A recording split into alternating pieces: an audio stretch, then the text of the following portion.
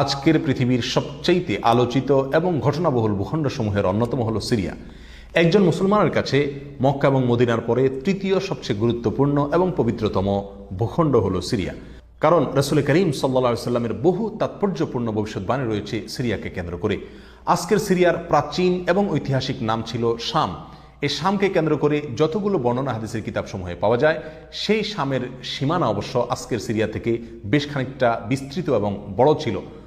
Syria, Jordan, ফিলিস্তিন এবং Lebanon এই দেশগুলো মিলে ছিল তখনকার শাম। অবশ্য তখনকার শামের সবচেয়ে প্রধান এবং বড় অংশ যেহেতু আজকের সিরিয়ায়, সেই জন্য সিরিয়াকেই সাধারণত শাম বলা হয়।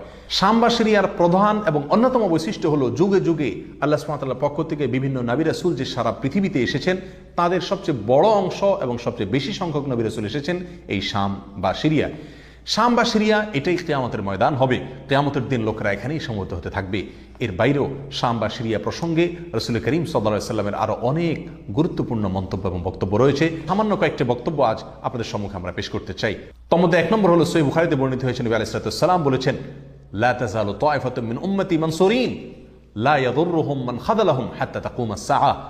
অর্থাৎ আমার উম্মতের মধ্যে একটা বিশেষ শ্রেণী, বিশেষ কিছু লোক থাকবে, একটা দল থাকবে যারা সত্যের পক্ষে লড়াই করতে থাকবে, আল্লাহর সাহায্য তাদের সঙ্গে থাকবে এবং তারা এই সত্যের পক্ষের লড়াইকে অব্যাহত রাখবে কিয়ামত কায়েম হওয়া পর্যন্ত।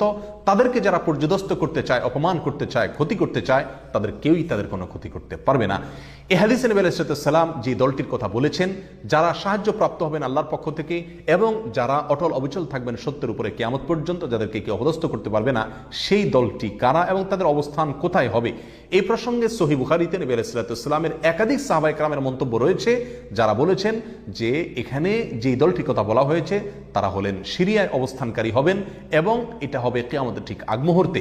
তাবরানীর এক বর্ণনা, নবী আলাইহিস সালাম নিজেও বলেছেন আল্লাহর সাহায্যপ্রাপ্ত সেই দলটি থাকবে সিরিয়ায় বা শামে। সিরিয়া প্রসঙ্গে দ্বিতীয় হাদিসটিও বর্ণিত হয়েছে সহিহ বুখারীতে। বিখ্যাত সাহাবী আব্দুল্লাহ ইবনে ওমর রাদিয়াল্লাহু তাআলা আনহু বলেছেন, রাসূল করিম সাল্লাল্লাহু আলাইহি ওয়াসাল্লাম ইরশাদ করেছেন, আল্লাহুম্মা বারিক লানা ফি শামিনা ওয়াফি ইয়ামানিনা। অর্থাৎ আল্লাহ আমাদের সিরিয়ায়, আমাদের ইয়ামানে আপনি বরকত দান করুন। এই কথা বলার পরে উপস্থিত লোকেরা বলল, ইয়া রাসূলুল্লাহ ওয়াফি নাজদিনা, আমাদের নজদেও আল্লাহ বরকত দান করুন, সেই দোয়া করুন আপনি। নবী আলাইহিস সালাম তাদের কথায় কর্ণপাত না করে আবারও বললেন, আল্লাহুম্মা বারিক লানা ফি শামিনা ওয়াফি ইয়ামানিনা। লোকেরা আবারও বললেন, ওয়াফি নাজদিনা, আমাদের নজদেও। নবী আলাইহিস সালাম তখনও একই কথার পুনরাবৃত্তি করলেন এবং পরিশেষে বললেন, নাজদ সেই জায়গায় তো ফিতনা ফাসাদ হবে, সেখানে তো হত্যা, মারামারি, খুনাখুনি হবে, সেখানে তো ভূমিকম্প দেখা দিবে এবং সেখান থেকে তো শয়তানের শিং উত্থিত হবে, সেখান থেকে তো শয়তানের শিংয়ের আবির্ভাব ঘটবে, বের হবে। এখানে নাজদ বলতে কোন এলাকাকে বোঝানো হয়েছে, এই প্রসঙ্গে মুহাদ্দিসিন ইকরামের বেশিরভাগের মন্তব্য হলো নাজদ বলতে ইরাককে বোঝানো হয়েছে। নাজদ বলা হয় উঁচু অঞ্চলকে, আরবের বিভিন্ন অঞ্চলকে নাজদ বলা হয়।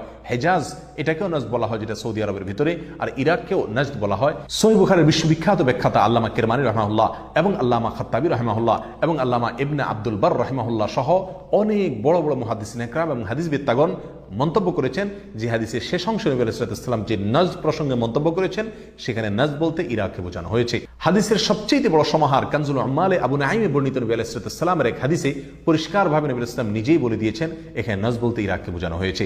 যাই হোক, এই হাদিস থেকে আমরা বুঝতে পারলাম বরকত নবী আলাইহিস সালাম চেয়েছেন আল্লাহর কাছ থেকে এই শাম বা সিরিয়ার জন্য। তাহলে এই শাম বা সিরিয়া এটা গুরুত্বপূর্ণ একটি জায়গা এবং নবী সাল্লাল্লাহু আলাইহি ওয়াসাল্লামের কাছে খুবই প্রিয়, আল্লাহর কাছে খুবই তাৎপর্যপূর্ণ একটি ভূখণ্ড। তৃতীয়ত যে হাদিসটি আমরা এই প্রসঙ্গে পেশ করতে চাই, সেটি বর্ণিত হয়েছে সুনানে আবু দাউদে এবং মুসনাদে আহমদে।